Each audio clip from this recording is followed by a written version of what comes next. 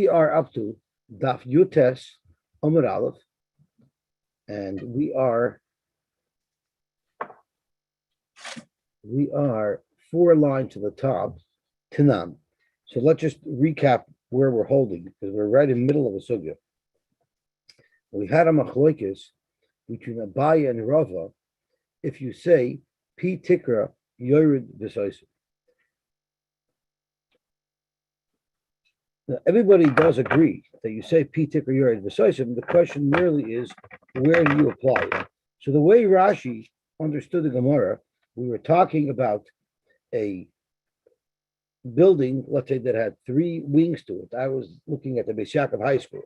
So you had three wings to 3 walls, and you built a porch along the inner 3 walls, meaning facing the courtyard that's formed by the 3 buildings. And then you ran schach across these porches. So the schach doesn't go from building to building. The schach only goes from porch to porch. And if the porch is more than 4 amas, that means the schach cannot be connected to the walls of the building using daifin akuma. So the Gemara says that we have another trick up our sleeve called P Tikra Yored V'Saisim. If the slab of the porches have some thickness to them, such as they're a karpach, then you make believe that that's a miniature wall that extends down to the floor and creates a wall for you. That's what Abaye said, and the way Rashi understood it, you could build 3 complete walls with this concept of P Tikra Yored V'Saisim. Rava said it does not work. The Gemara wanted to try to equate this question to a machloikis between Rav and Shmuel by Shabbos. If someone made a gazebo on Shabbos, so there's 4 posts and then there's a roof over it, but the roof is on a frame that's a tefach thick. So Rav said that you say P Tikra Yored V'Saisim, and the area underneath that gazebo is a Rishus HaYachid. It's considered that it's enclosed, and therefore you can carry in there more than 4 amas. However, Shmuel said, and it's important to note that this question of the gazebo is only if all 4 walls are open. But if this gazebo was built up against the wall of your house so that you could go out of your house straight into the gazebo, well, now the gazebo has 1 complete solid wall.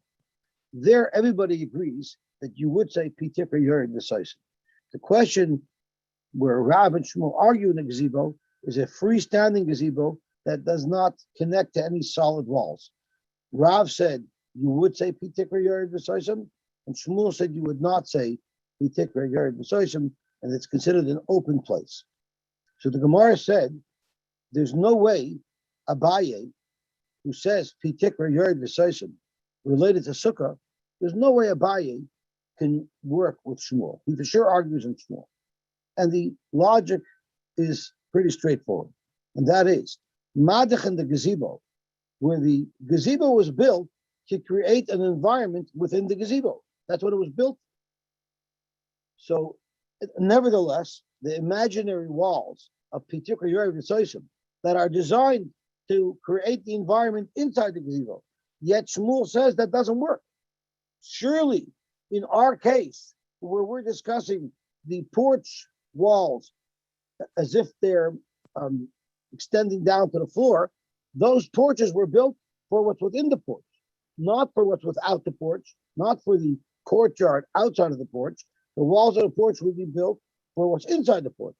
So if the walls don't work when they're designed to contain a space, when they're designed to create an environment within the space, surely the walls won't work if they're not even created for that purpose, if the walls are there for the inside of the space, not the outside.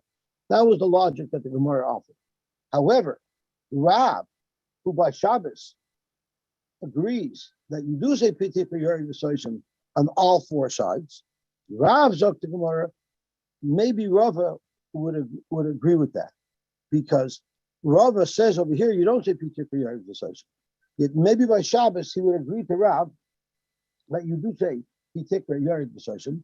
Or the Gemara says maybe Rav would agree, even though Rav that by Shabbos says Pitikra Yered V'Sosim, maybe Rav would agree that by Sukkah you don't say it. For the same logic that we just discussed. That when does Rav say Pitikra Yered V'Sosim? That's only when the imaginary walls were actually built to contain what's inside it. So therefore it works.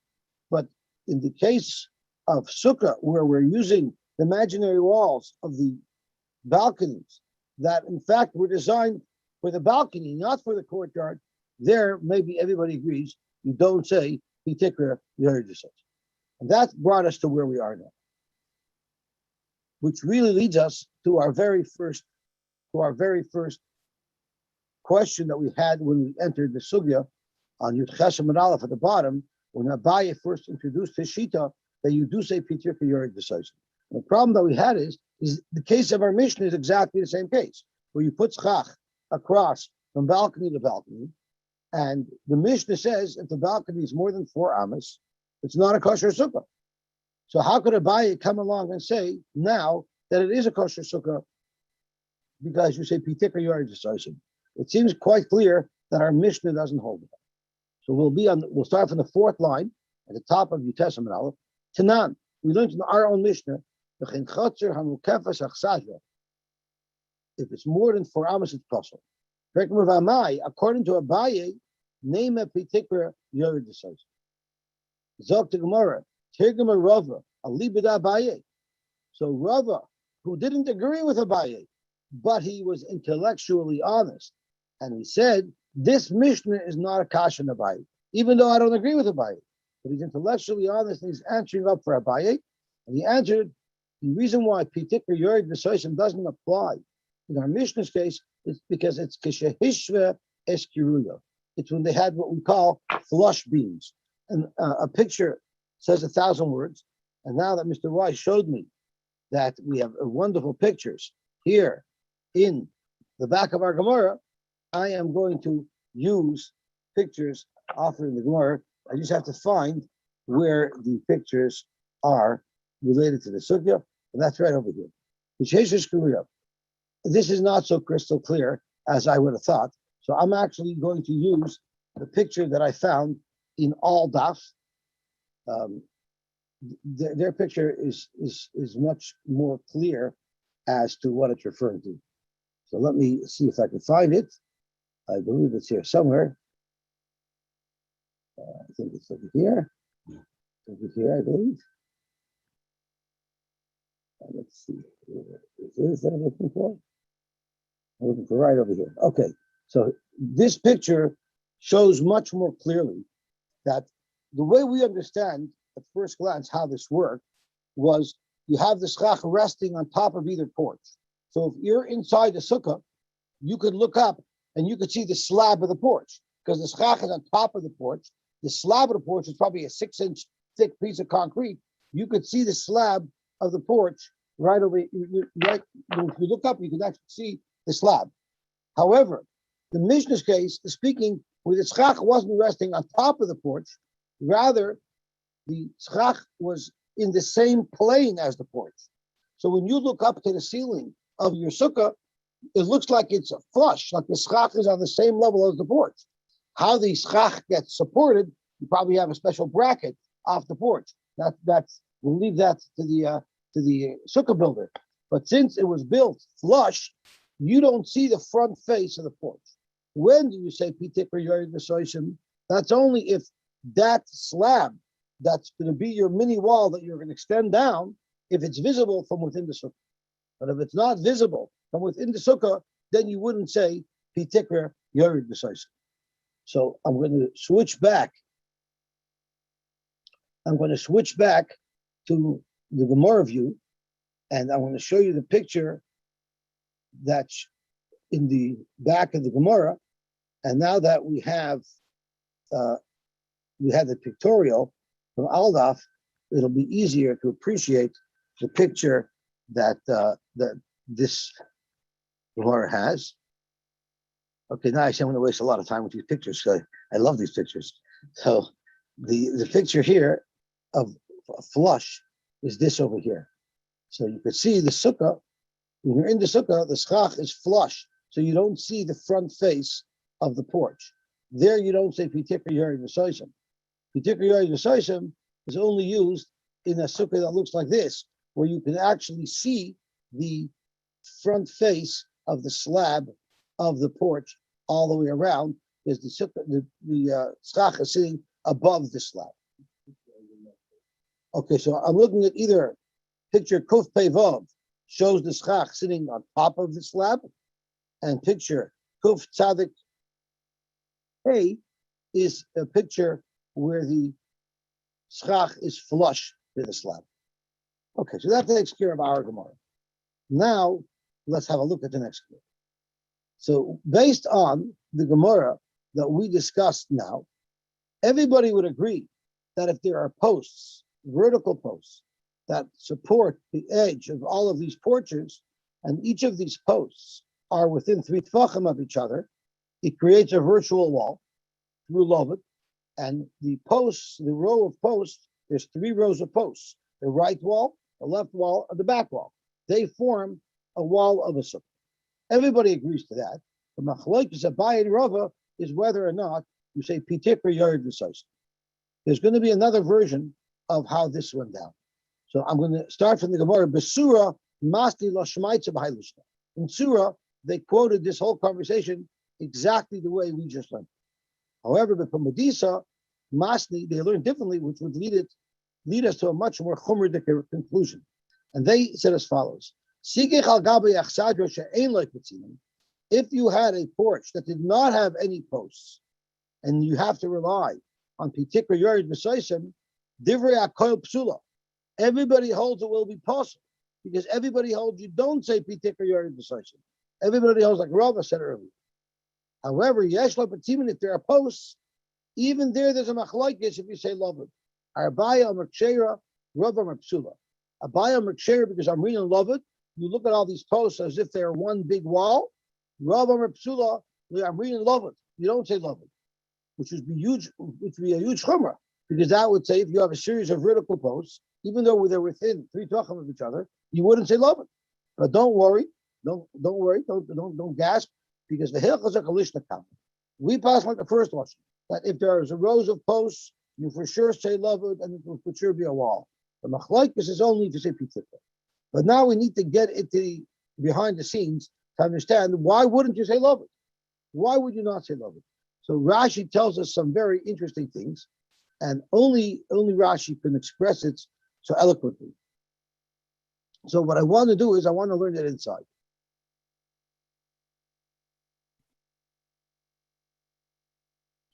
I want to go back to Rashi, Dibra Masal de Mechitzos, which is the second line from the top of the Omen. And it's the Rashi that's discussing why you would say by Shabbos, by the gazebo, why you would say pitikra, and you would use the imaginary mechitzos, because they contain what's within, and you wouldn't say it by the pitikra. The walls are really designed for the inside of the porch. Let's see.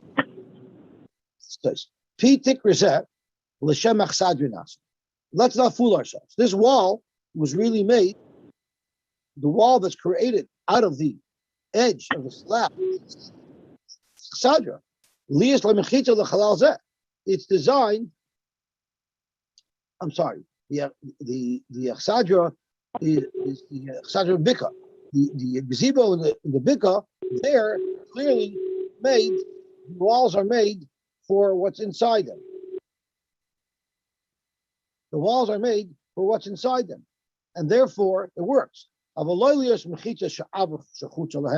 purpose of these walls aren't to surround the air outside of the gazebo. It's designed to surround the air inside the gazebo. And if it was a good mechitza, then we would rely on it. But we won't say that it's good through good achas. So what I learned from here is that pitikra yored v'soisim seems to be working with the mechanics of good achas. That's the mechanism. That's what Rashi says. When Moshe was taught by the Rebbeinu Shalom this new concept of Gurachis, it was b'mechitza hasuya lechalal shalom agmrei, lo l'chutz shalom. It was only referring to a wall that's made for itself to contain what's inside it, not what's outside. And therefore, by the achsadra by the porches in the building, in the three-wing building that we were talking about, where the wall was made to contain the porch, not to contain the courtyard, we won't rely on the good achis to tell us particular yard besides. But it's the next couple of lines in Rashi that I want to stress. Rashi. If there are posts that are supporting the edges of these porches, the posts as well were made to support the porches. So they're there to support from the porches towards the building, not the courtyard. Those posts were not made as a wall for the courtyard, as a wall for your sukkah. Nevertheless, Lavud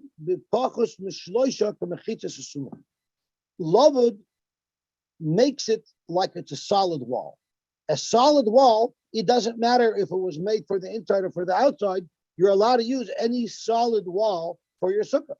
So the wall of your house is the wall of your house. You can use it as one of the walls as your sukkah because it's a solid wall. It's only a magical wall, like gurachis, that you can't use for a purpose that it wasn't built for, which is interesting because it's almost saying that lavud is in a different category than gurachis. Gurachis is magic. Lavud is real. Since it's a real wall, it works even though the mechitza wasn't made for the sukkah. So exactly how I pinpoint why is lavud more real than gurachis, I mean, I understand lavud, you have pieces of wood that are all within 3 tefachim of each other, so we look at it like it's sealed. I guess that's not as magical as just taking a tefach and continuing it down.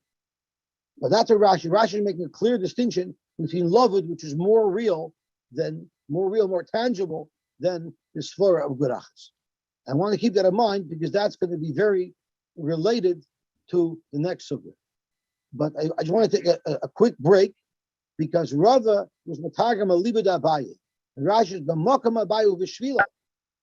So that means Rava, even though Rava felt Abaye was wrong, he was intellectually honest to support Abaye where he felt Abaye was right, and that's something that's done a lot. There's a very famous sefer called the Muhammad Hashem, who was written by the Rambam to attack the Baal Amor, who was attacking the Rif. And the Ramban wrote that I really disagreed with the Rif in most of his Piskei Halacha. But I still felt I had to write to Ramban, because how could we allow the Rif, the Rishon, to go undefended? I felt that I have to take on the cover of the Rif and fight back against the Baal Amor, who was attacking the Rif. And the Ramban wrote some other svarim as well that he wrote to take on people who were arguing legitimately on Rishon.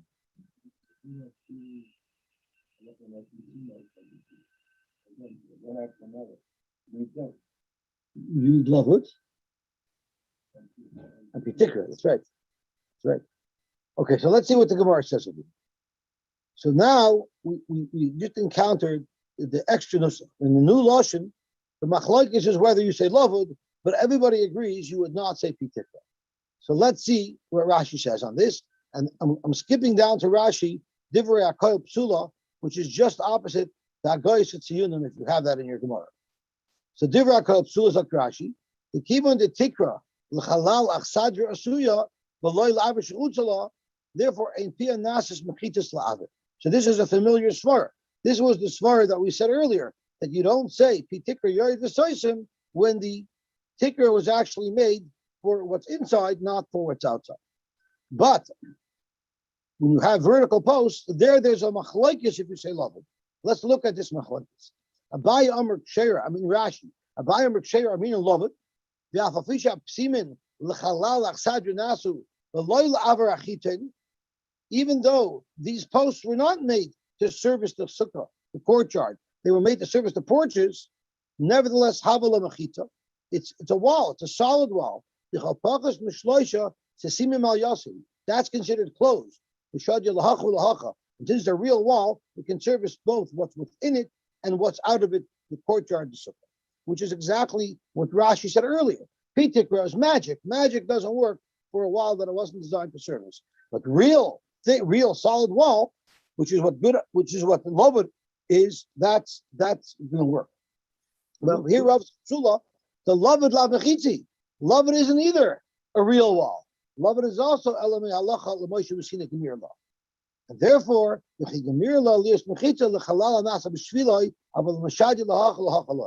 so, which means Rashi seems to say that in the first lashon, everybody agrees that Lovud is for a real wall. It doesn't come onto a special halacha Moshe Sinai.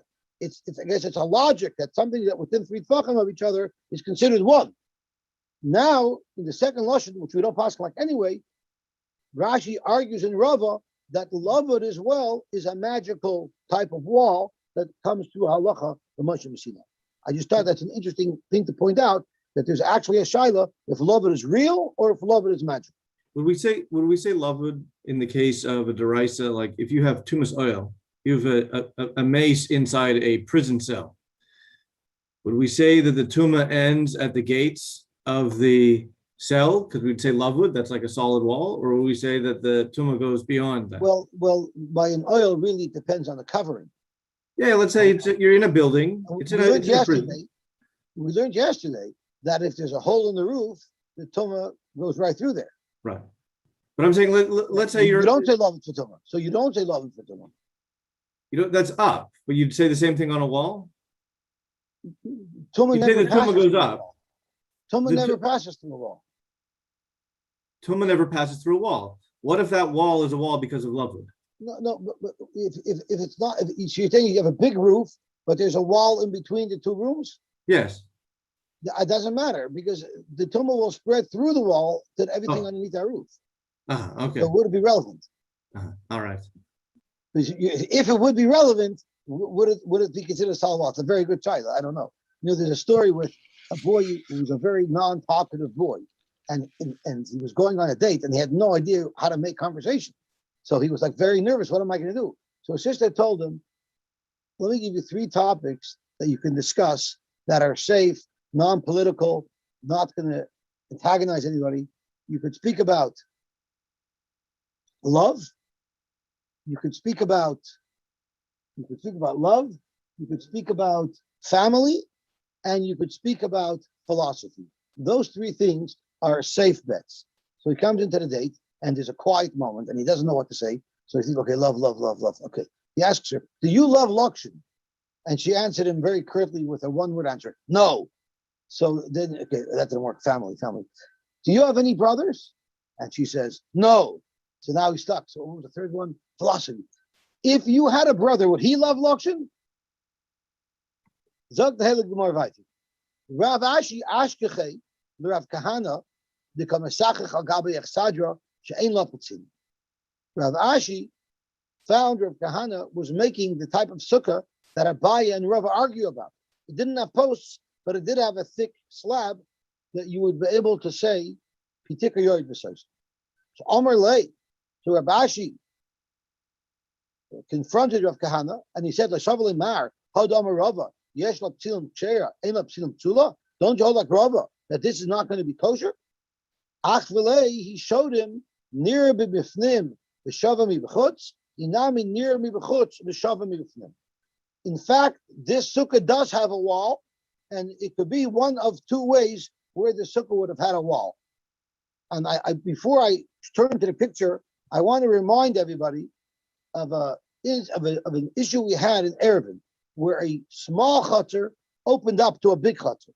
So if a small chutzner opened up to a big chutzner, so let's say you have a chutzner that's 10 feet by 10 feet, and it opens up to a chutzner that's 20 feet by 20 feet. So which means that I have to, if they're joined, I have to cut a hole in the 20-foot wall that's 10 feet to allow it to join with the bigger chutzner. Which means if I'm in the larger chutzner and I'm looking towards the smaller chutzner, I see a partial wall because out of 20 feet, we're only cut open 10 feet. So if we cut it out right in the middle, what it would end up being is that the two shoulders, so to speak, of 5 feet, and then the chutzner that's 10 feet open up. But if I was standing in a small chutzner, looking towards a big chutzner, I don't see any wall at all. So in fact, there is a fourth wall, but it's only visible if I'm looking from the big chutzner into the small chutzner. But if I'm not, then it won't. Now somebody asked a question, David Leifman asked the question, what is the difference between Pi Tikra and good achis? So the Rashi that we learned up on top seems to say clearly that the mechanics of Pi Tikra is good achis. Good achis is what makes the wall work. And I'll just point once again to the Rashi on top, where Rashi says, regarding Pi Tikra, you say good achis only if it's the service to inside. So Rashi, in fact, says that Pi Tikra works with good achis. So really, the question of Pi Tikra is, do you say good achis even in this setting or not? But it's really a discussion about how far you can apply the concept of good achis. But let's get back to this idea of, depending on what your vantage point is, you will notice the wall or you might not notice the wall. So I'm going to take you to the pictures.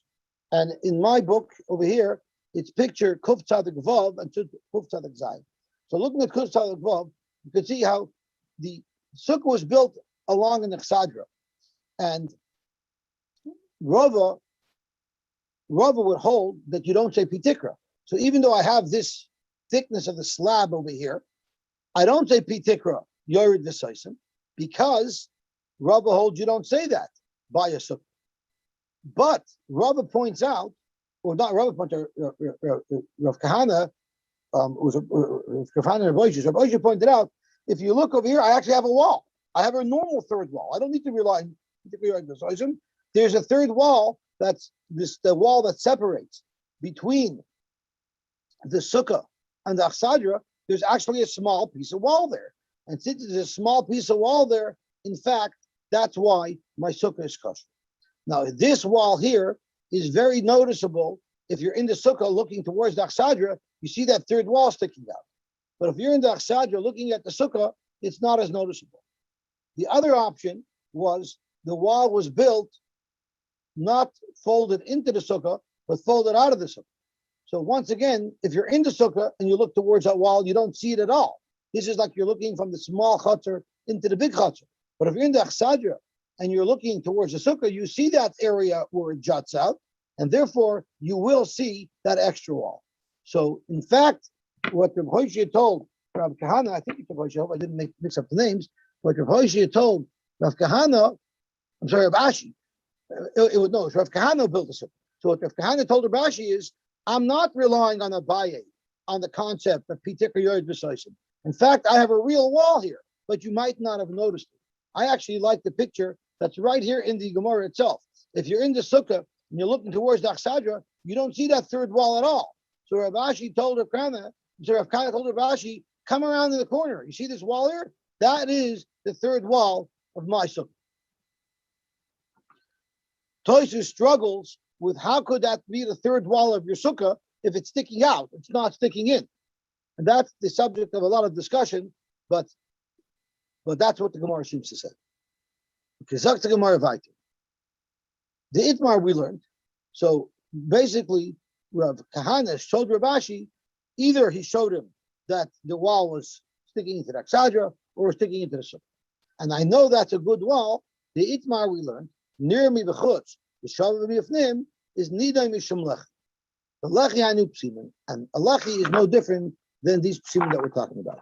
So I turned away too quickly from the pictures. So let me look back at the pictures to demonstrate what this thing is by Lechi of Shavu b'yifnim. Let me even see if it has it. It doesn't even have it here.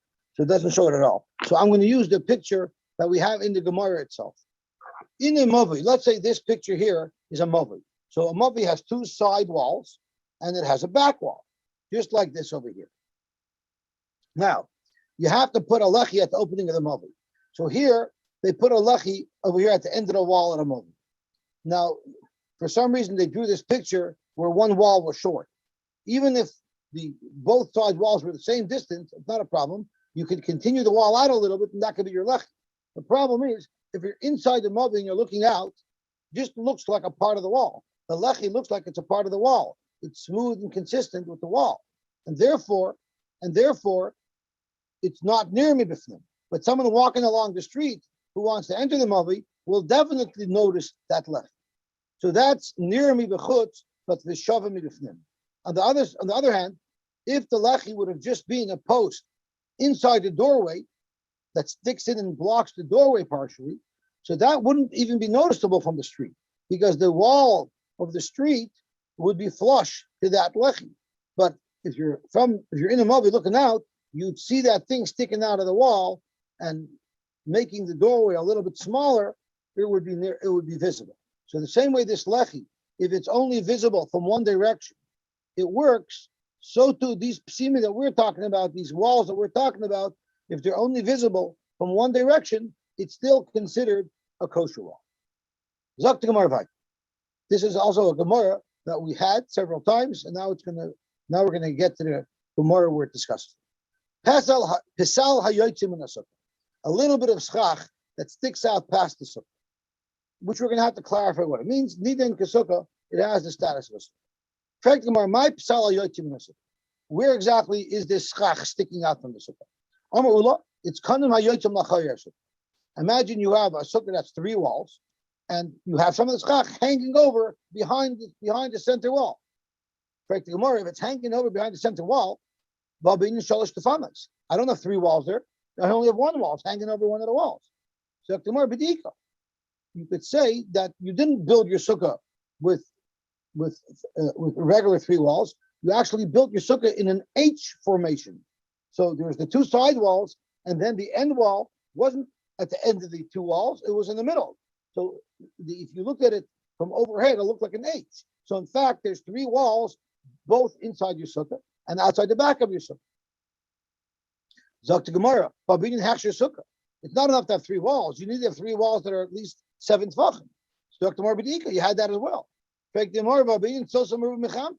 need to have enough schach on the other side of the wall in your other sukkah, because otherwise it won't be a kosher sukkah. So basically, you've just built 2 sukkahs back to back. What type of chiddush is that?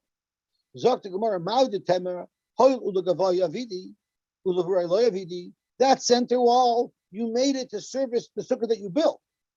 You didn't need such a big sukkah, so you allowed the side walls to extend past the back wall. But the fact is, you're building all of this for the purposes of your sukkah. It's not made to service the other side. Maybe it wouldn't be a good sukkah. It's a good sukkah. Tosfos jumps on Rashi. How could you tell me that a real wall, you would think that since you made it for one side, it wouldn't work for both sides? We just had the case of the Achsadya, where through Doifin Akuma, the wall of the school, where we used Bishakov High School as an example, the outer walls of the Bishakov High School, through Doifin Akuma, will act as the walls to your sukkah. Bishakov High School wasn't built for the sukkah in the courtyard. It was built for the building. Yet you still say it works both ways. So how could the Gemara suggest over here that this wall of the sukkah would be a havamina, that it could only be used for the wall of the sukkah that it was intended for? So therefore, Tosfos argues with Rashi, kneeling the chiddush is the schach. Since you only put the schach on to service one side of the sukkah, you might think if it hangs over, that's not good. Kamash Malon, just because you put it on for one side of the sukkah, the schach will still be kosher for the other side of the sukkah. Zok the Gemara weiter. Rabbi Bar Chana Amar Rabbi Yochanan said as follows. That's not the case of Psal Yotzim in the sukkah. It's a different case. Most of the sukkah, it was more shady than sunny, but there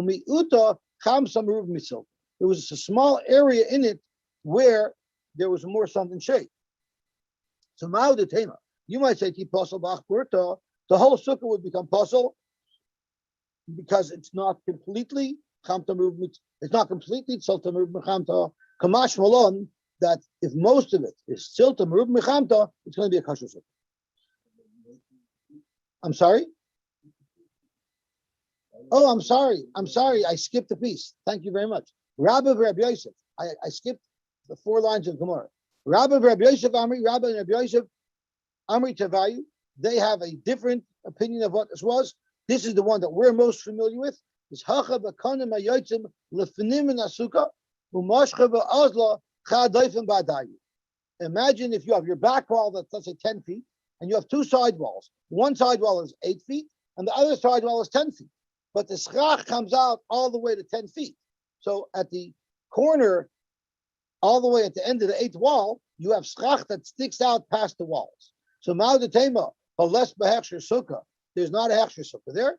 The wall doesn't extend there. Kamash malon, that will also be usable as part of the sukkah.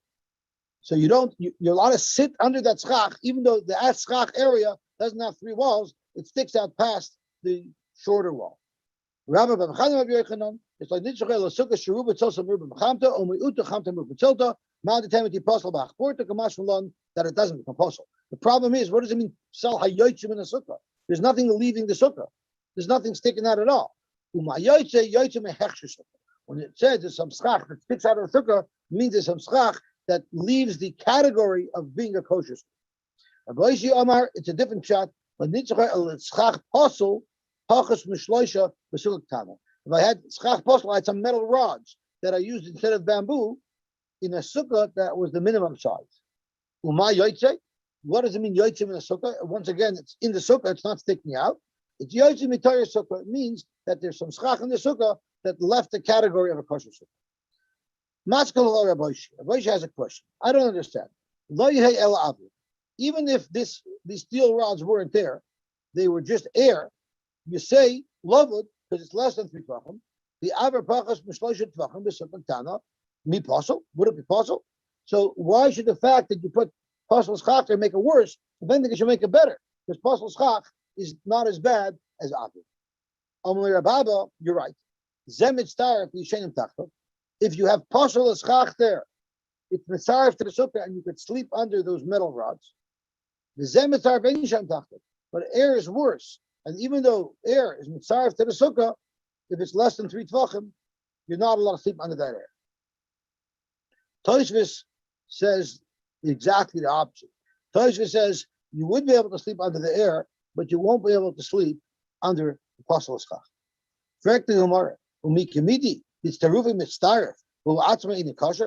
Could you say, let's say according to Rashi, where you wouldn't be able to sleep under the air? Could you possibly say that the air gap that's less than 3 tvachim is mitzaref to the sukkah, but you can't sleep underneath it? Could you say such a thing? If it's mitzaref to the sukkah, you should surely be able to sleep underneath it. And the reason why Tosfos doesn't like this shot is because Tosfos says every sukkah has little air gaps. You'll never be able to sleep in the sukkah. If you're not allowed to sleep under an air gap, so how can you go to sleep in your sukkah? Can you be so sure that every square millimeter of your schach is covering? Even if there's one crack, you wouldn't be able to sleep under it, the way Rashi learns. Anyway, so the Gemara asks, could you possibly argue that if there's a gap, you can't sleep underneath it? And Rabbi Yitzchak ben Elyashiv says, this is the first mention of Rabbi Elyashiv in the Gemara. Yes, in fact, you do find such a thing. Because the halach is tit hanor. If you have mud, it's earth, but it's very soft mud, you can pour it from keli to keli. Tit hanor kichiach, shemistar flarbam saw. If it's in a mikveh of exactly arbam saw, which means part of the mikveh is this mud, it will be a kosher mikveh. But the toivel boy But if you toiveled in a mikveh that was all made out of this mud, it wouldn't be a good tefillah. And that's a Rashi. The toivel boy b'mem sasha kulot titmarek wouldn't be a good tefillah. If you toivel in mikveh that was partially that, it would be. So Tosfos doesn't like this shot at all because Tosfos says, what's the raya? We're trying to say that if the aver is mitzaref to the sukkah, you can't sleep underneath it. By tit anorok, if the tit anorok is mitzaref to the mikveh, you could toivel in it. If it's all tit anorok, you can't toivel in it. Well, if it's all air and you have no schach, you can't either toivel in it. So because of that, Tosfos says that tit anorok, even if it's mitzaref to the mikveh, you can't toivel in it. You have to toivel only in the water portion. Okay, let's see the next Gemara. Now it gets very easy. If you make a sukkah like a tent, so basically it has 2 walls that are leaning on each other and they come to a point. So there's no straight wall and there's no straight ceiling. Or you made a lean-to, you leaned it up against the wall. It doesn't have at least 1 tefach of roof. The chum hold is kosher. There's a big side in the Rishonim. If it is kosher, well, what are the sizes? We know you have to have 7 tefachim by 7 tefachim with a height of 10. So there are those who are showing them will learn, I believe Rashi learns, that it has to be big enough that you're already at a height of 10 tefachim for a area that's at least 7 tefachim by 7 tefachim. There are those who hold it could be smaller, but Rashi holds you have to have the full height of 10 tefachim for a area of 7 tefachim by 7 tefachim. If you put pegs underneath the tent and lift it up the bottom of the tent by a tefach, or by this lean-to, if you put pegs that created an air gap that pushed the tent away from the wall for a tefach, shikshir will be kosher. And according to the Rashi learns, this is a massive, massive chiddush, because it's an air gap. It's not tzrach. But through lavud, you say it's as if the wall extends all the way. Yet, you could even have that flat part on top or the flat part on the side through lavud. My tamar d'Rabbanan. What's the svar of the Rabbanan who hold that it works? Because they held he holds even if it's on a diagonal, it's considered an oil and it will still be a kosher sukkah. Abaya ashkechel Rav Yosef. Now, if you hold it's an oil like the Chachamim in our Mishnah, well then, if you slept in such a configuration in the sukkah, like your bed had such an oil that came to a point, then you wouldn't be sleeping in the sukkah, you would be sleeping in an oil. But if you hold like Rabbi Eliezer, that's not an oil, well then if you slept in a bed that was similar to this design, it's not considered an oil, and therefore you are sleeping in the sukkah. So that's what happened over here. Rabbi Yosef was sleeping in a bed that had a canopy, but not with a flat cover, with a pointed cover, meaning it was like a tent above his head. So that would only be allowed if you hold like Rabbi Eliezer, who holds that such a tent is not considered a tent. So Omer Lei, Abaye asked his Rabbi Yosef, come on, Rabbi Eliezer, you hold like Rabbi Eliezer that this is not considered a tent? My Rebbe, can I possibly say that Shafkas Rabbanim, Rabbi Eliezer, you're going to pass like the Yochid Rabbi Eliezer that this is not a tent? Keneged the Rabbim, the Chachamim, who holds this is a tent? Amar Lei, Brisa Ibchatan. I have a brisa that actually quotes the shita of Rabbi Eliezer that the tent is not a tent, b'shem d'Rabbanan, because the brisa says Rabbi Eliezer machshir the Chachamim poisted. So you see, the Chachamim will hold that this tent is not a good tent. So Abai still had his Rebbe question. Shafka b'snisin v'avdska brisa. You're going to follow. Everyone knows that the most reliable source of information is a Mishnah, not a brisa. So you're going to give precedence to the way the Brisa quotes the Machlokes over the way our Mishnah quotes it. Amar Lei, it happens to be that Misnisan Yechidahi. There's actually a Machlokes of what the Machlokes was. And the Rabbim say like the Brisa, and it's only a Yachid who quotes it like our Mishnah, that it's Rabbi Eliezer who holds that it's not a tent. The Tanya, Rabbi Nasan Omer, Rabbi Eliezer Posel of Shein Lagak V'Cham Machshirim. So our Mishnah is following only the opinion of Reb Nosson. The Bryce is following the opinion of the Roiv, who hold that it's the Rabbanan who hold that it is not considered an oil. Zok the Mishnah weiter. Machzelas kanim gedoyla. You had a big mat. Also l'shchiva, if it was made to lie on. Now a big mat is wood and it should decliate, so it shouldn't be makabel tumah. The only reason why it is makabel tumah, if it's made to lie down, then it could be Matama Mishkav Umoishav, the type of Tumas like a Nida and a Zav, who sit on something or lie on something, they convey Tumah to it. Once it's Makabal Tumah, through that oifen, it's Makabal Tumah across the board, even though it's Shute creates. So if you made it to lie on, Mikabel is Tumah, then surely Makabal Tumah, and then a Mesachimba, because we know it has to be Gedoy Karka, and it cannot be Makabal Tumah. But the Sikuch, if you made this mat originally for Schach, well then Mesachimba, then it's not Makabal Tumah. You could make the use of a schach, made of a kabbalah tumah. Rabbi Eliezer Aimer achas k'tanav achas gedoyla. Doesn't make a difference if it's a big mat or a small mat. Also l'shchiva, if it's made to lie down on, the kabbalah tumah v'mesachimba. The sikuch, if it's made for schach, mesachimba v'ein makabbalah tumah. If you analyze the words of the Tanakama, it's contradictory minayube. Because Amrit, you said also l'shchiva. If you had specific kavana on a large mat for shchiva, only then it's makabbalah tumah. So So I would be medai. Time adasal shchiva. The only reason why it's makabel tuma is because you had a specific intention of using it to sleep with. Hastama, if you just made this tent without any specific intention, default is l'sikoch. So the default of a mat is that it's not makabel tuma, it's rishkach. But the hadutani, then a moment later, the Tanakama turns around and says, l'sikoch mesachin ba. Only if I had bedavka kavana for shchach is an makabel tuma, and I can use it for shchach. So I can make a contradictory deal. Time adasal l'sikoch hastama l'shchiva. Default will be l'shchiva. This is not a stira. In the ratio of the Mishnah, we were speaking about a large mat. A large mat by default, somebody wouldn't sleep on or sit on. Therefore, by default, it's made for schach, for a roof. But if you had specific kavanah that you want to sit on it, then it would become tam. That's why it says ashal l'shchiva, the kabbalah stuma, but the default it wouldn't be. But the second half of the halacha of the Tanakama is the sikach. That's referring to a small mat. A small mat by default is mekabel tumah. A small mat by default is made to sleep on, or to lie on, or to sit on. Therefore, unless you had specific kavanah to say that you're not going to, then it would become. Zok Gemara, that really works nicely according to the Rabbanan. But when you get to the Sefer of the Mishra Eliezer, we're going to hit a brick wall. Saif it's big, saif it's small, so you can no longer make that distinction. Also, the shchiva, if you had kavana and you made it for lying on, the kabbalah is tumah v'mesachim, and therefore I would make a deal. Time adas l'shchiva, hastam l'sikach.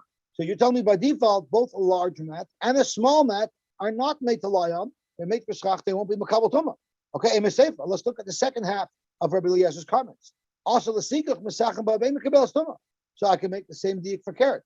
Time adas l'sikach, hastam l'shchiva. So what I have over here is I have contradictory mashmois in Rabbi Eliezer, and I can't say any longer that Rabbi Eliezer is talking about half a big mat, half a small mat.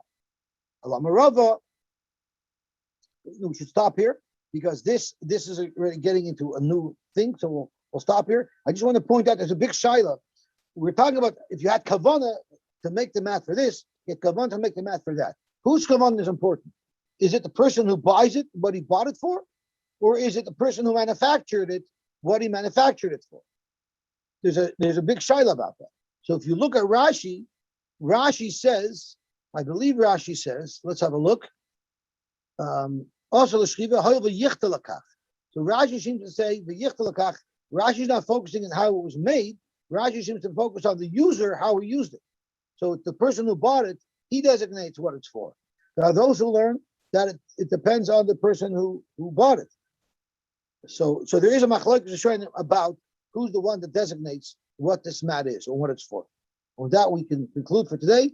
And I want to wish everybody a wonderful, wonderful day.